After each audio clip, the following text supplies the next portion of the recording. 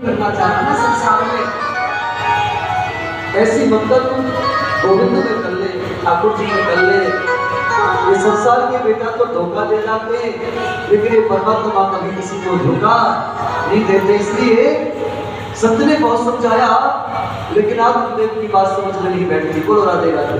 कहते हैं आप तो मुझे पुत्र प्राप्ति का आशीर्वाद दो, अन्यथा मैं तुम्हारी चरणों में बच जाऊंगा। अब संत का जो मन है थोड़ा द्रवीभूत हो गया, पिघल गया।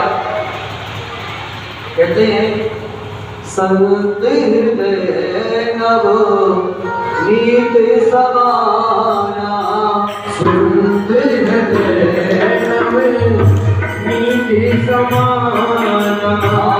कहे कभी ने कछु कहा न जाना, कहे कभी ने कछु कहा न जाना।